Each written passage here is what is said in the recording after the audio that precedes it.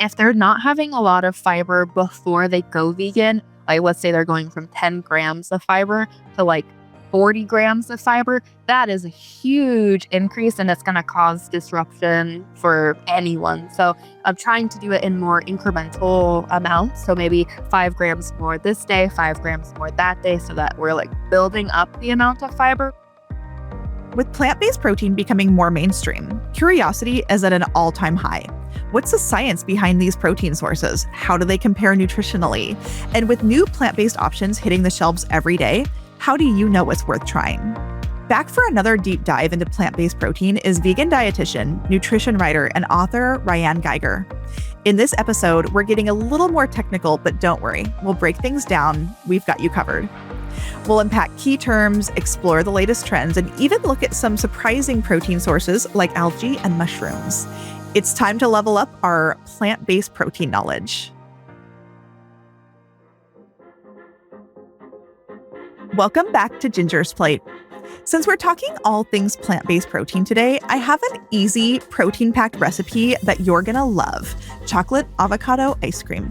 I know that avocado and chocolate might sound like an unexpected combo, but trust me, it makes for the creamiest, most delicious treat, all while giving you a boost of plant-based protein and healthy fats. The ingredients are really simple and you can find them all in the show notes. What you're gonna do is just toss everything into a blender with ice, blend it until it's smooth, and enjoy. For this recipe and more plant-powered creations, head to Orgain.com and click the recipes tab. We talked a little bit in the last episode about complete proteins and how you can actually get all the amino acids you need from plant-based foods.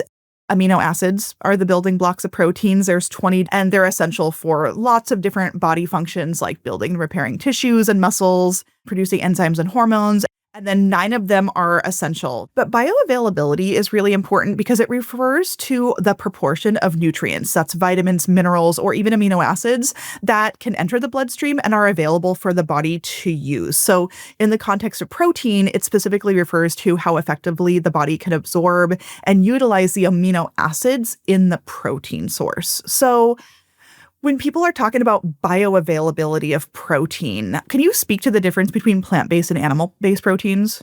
So each food is going to have a different bioavailability, and also the preparation method is going to have an influence.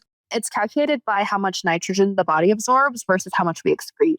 So if our bodies are absorbing like 92% of the nitrogen, then the bioavailability is going to be like rated as 92. So for plant-based sources with the highest scores, it's peanut butter is at the top, and it has a bioavailability of 95, and tofu has a bioavailability score of 92. And in comparison, animal products like beef and fish both have scores of 94. So they're pretty similar. And a one tip or trick for increasing the bioavailability for plant-based foods is starting to help the proteins break down, and that can be done by soaking, sprouting, and fermenting. And the research shows that doing those 3 things can help increase the bioavailability by up to 25 to 30%. And that mostly is important with proteins like the beans, legumes, because their scores are a little bit lower, usually like 70 to 80.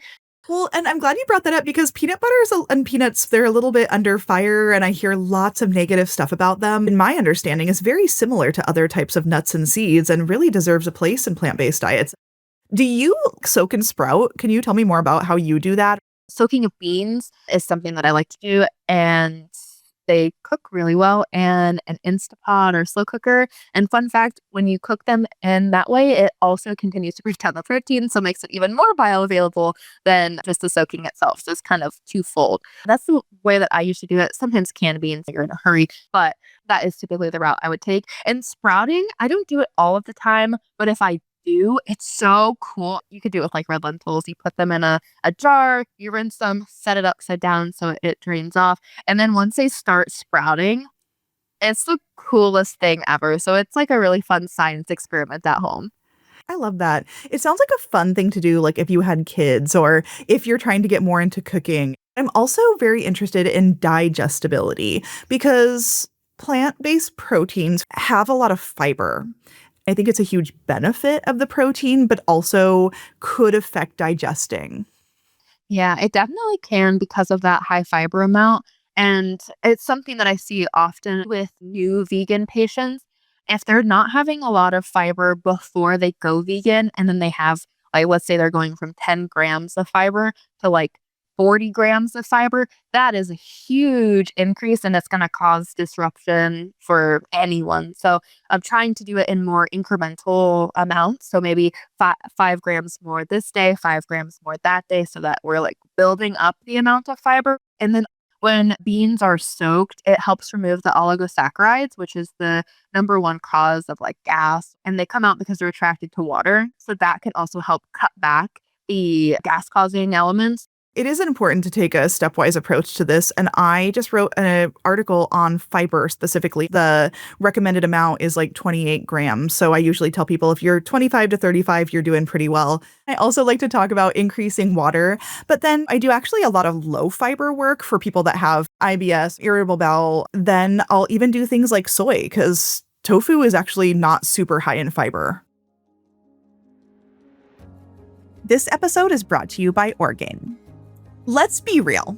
Every day is a good day for a peanut butter cup. And now you can get that rich, chocolatey, peanut buttery goodness with a boost of plant-based protein. Orgain Nut Butter Protein, inspired by Justin's dark chocolate peanut butter cups, is organic and packs 20 grams of plant protein with no added sugar. Blend it into a smoothie, mix it into your oatmeal, or bake it into your favorite treat. Try Orgain Nut Butter Protein and give your sweet tooth something to smile about. There has been an ongoing discussion, I'm sure that you're part of it constantly, about the term anti-nutrients in plant proteins. That might be like phytates or lectins. How do you approach that? Things like phytates are cooked or they're sprouted or they're fermented or they're soaked. They are removed significantly from the process. And most of the foods that have phytates are not things we're eating raw anyways. So even just the process of cooking them normally is going to significantly decrease the amount of phytates that are in the foods. And then lectins are another thing that come up too. These are found in beans and grains, and they're destroyed in cooking.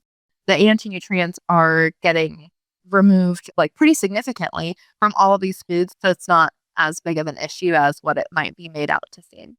I do wonder if this plays a bit into our food fear culture right now. You don't have to fear plant-based foods because of anti-nutrients, because we're cooking them, and natural plant compounds are a part of plant foods that humans have been eating forever. There's a lot of chatter out there, and the processed and ultra-processed food conversation is very interesting right now. And I get a ton of questions about them, and I think there's a lot of fear. Like a plant-based burger comes to mind. What's your take on those? Having them every once in a while doesn't really create a significant impact. And a lot of times the plant-based options are going to be lower in saturated fat depending on the formulation. And then also they're lower in cholesterol too. So for certain consumers, if those are concerns, the plant-based option would be a better choice for them depending on their like preferences or disease state. There's a great time and place for those. Should you have them every single day and that be your sole source of protein only? Probably not, but you wouldn't hopefully do that with any other type of protein either. Yeah, I agree. I remember being at an airport and there was an Impossible Burger on the menu. And I was so excited. I was like, that's cool because I don't eat red meat. And then I got to have one. The person I was with was having a meat burger and it just felt very inclusive. So I think great for plant-based folks. And speaking of fear, we have to talk about soy. And it's so funny whenever somebody's like afraid or doesn't eat soy, I say, well, what about edamame? And they're like, oh, edamame is great. I eat it all the time. So that's a soy food too. Can you give me a little background about how you approach soy? I approach it with my patients in just a way that's very educational because there is so much misinformation about soy and the phytoestrogen that it's the same as estrogen, which is not. true. There are numerous studies about soy foods and the positive effect they have on women when consumed at younger ages and the decreased risk of breast cancer and their later stages of life. So I approach soy with evidence based information, translating it into something that is easy to understand. I'm so glad to hear you talk specifically about phytoestrogens. So that is the antioxidants that are in soy. And I think the word phytoestrogen is just super unfortunate. But when the word estrogen is in there, it creates tons of fear. And there were some early studies done on soy and rodents that showed when they eat soy, they have higher circulating levels of estrogen. And that created a lot of fear about human cancer risk and hormone disruption. But it just was not transferable to humans. And so, like you said, huge long-term studies have shown not only safety, but benefit. People are searching for it. They want to know. So, Ryan, you and me partnering up, writing about soy. But will you actually define like what tempeh is and talk about how you use it? Because it's a really cool food. Yeah, tempeh is a fermented soybean, like a long, dense rectangle. They're compacted together. And the way that I like to do it is slicing it. You can make tempeh bacon from it. So I'll use like liquid smoke, maybe a little bit of coconut aminos and maybe some maple syrup, kind of jazz it up. You could put it on a skillet. Sometimes I like to throw it into the slow cooker as well. But that's my favorite way to use tempeh. But you can also do it in like crumbles, or you could do like tempeh tacos with it. It is different in preparation than tofu. So they're both soy, but they're very different in how you would cook and apply them. I personally am a tempeh taco or burrito person, and I'll crumble it and put taco seasoning on, and that's how I do it. It's really good. It is so good. And it's so versatile too. It's a little bit more bitter, I will say, than tofu. So if you try tempeh and you don't like the bitterness of it, a way to get rid of that is just boil it in water. And then once you take it out of the water, it'll be much less bitter and then it'll be easier to work with too. So you'll hear about some research and like food science going on regarding algae or mushrooms. What do you know about those trends? Anytime I see something new plant-based, I will seek it out. So with the mushrooms, like specifically the mycelium of mushrooms, not like a button mushroom or like portobello that you would get from the grocery store, but they're really cool innovations using mushrooms to create protein-rich options like steaks, chicken cutlets, and I play with them all. I think they're really fun. I think they're innovative. Nutrition wise, they vary brand to brand and that are really great ingredients, good quality proteins that could be used every single day. Are you using algae? I'm not using algae. I did go to a conference last year and they had a vegan collagen that was using algae. It's not on the market right now, but there are a lot of innovations with products like algae and things of that nature to create plant based alternatives for products that we don't have good options. What are you excited about? Recent research, innovations, new products for plant-based foods? I think it's the collagen. That was such a cool product, and I've been waiting and waiting and waiting for a good, like, vegan collagen product to come out for years. There hasn't been any. They're all collagen boosters, so primarily, like, vitamin C, which helps the production of collagen, but it's not like a collagen product. So that's what I'm most excited to see, and I think I'm also just really excited to see research coming out about the benefits of plant-based eating. There's always research to be done, and there's always new research coming out about the amazing benefits of plant-based eating. Could you talk a little bit about what fortified products are, like fortified almond milk or oat milk? Fortified products are products that have minerals, vitamins added to them. A good way that I like to do this, it's like another little science experiment. So what you can do is get a fortified cereal, smash it up, or just beat it up, and then add water to it, and then get a magnet on both sides, and then pull it down, and you can see like the iron in it or the ones that are attracted to the magnets. And that's exactly what fortification is. So the vitamins and minerals have been extracted and they're in their pure form. They're added into the food so that it helps prevent nutrition deficiencies or gaps that we as consumers will have. I'm so glad I got to talk to you. I think that your approach truly helps people transition to plant-based diet or become vegan in the right way when they're going to feel better and not make some of the common mistakes that a lot of people do when they're switching to plant-based.